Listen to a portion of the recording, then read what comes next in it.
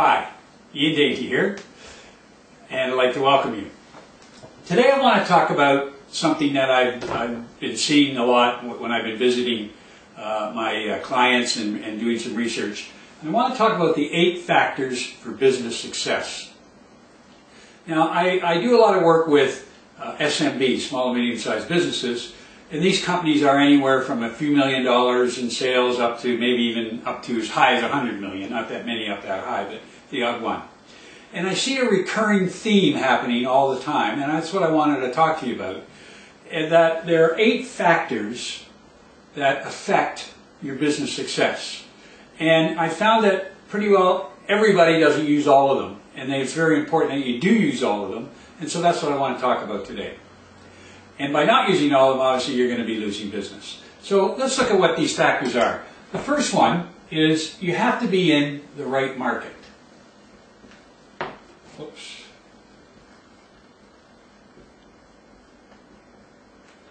Well, that sounds pretty obvious, but it is true that you have to be in the right market. Otherwise, you're not going to be, you're not going to get the, you're going to sell to people who don't want your product. So that makes sense.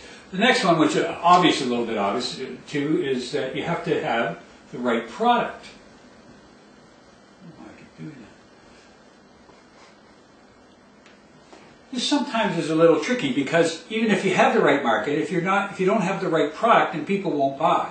If you do have the right product, obviously then you are going to sell. And there is a way to find out what the best product is. And I'm going to go through different videos for all of these later, but there is a way to find it. But you have to make sure you have the right product. The next thing you need is the right value proposition.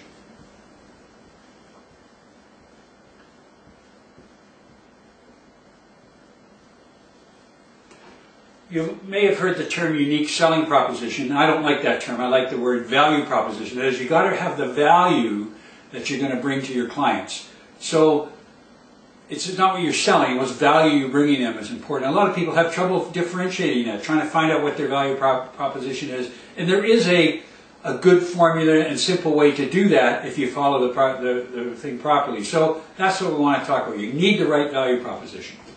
Next thing you need is social proof.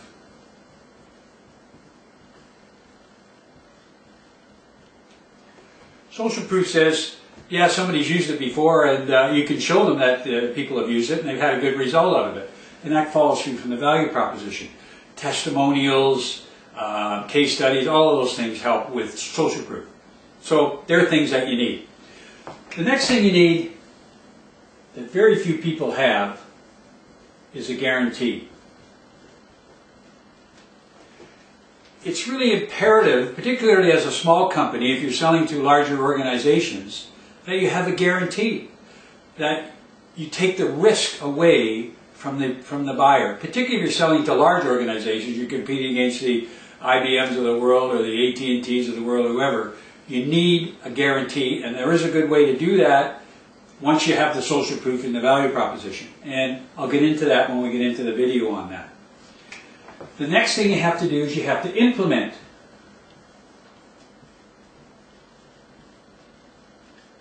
Well. Now that sounds obvious, you got to implement well, but a lot of people don't implement well. And depending on the size of the product you have, the price point of it, obviously a $5,000 product you don't have to, you don't have to have the same implementation formula as you do a $100,000 product or a $1 million product. So again, it depends on where your sweet spot is and where your product is, how you implement. But that's very important. There are a bunch of things you have to do there too. The next one is exemplary. Make sure I spell this right. Exemplary customer service.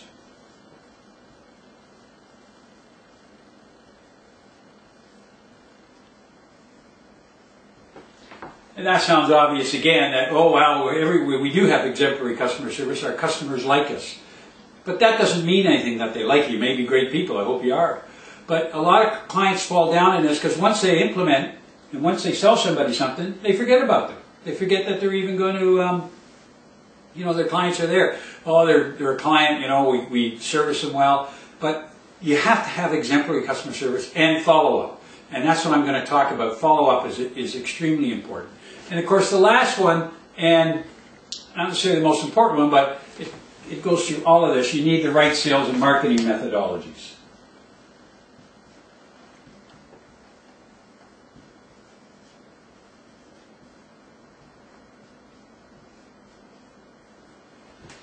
And of course, there are many things you could use to not only sell your products and market your products, but also to keep in touch with your clients and your prospects on an ongoing basis. Because as you know, people aren't going to buy necessarily the first time.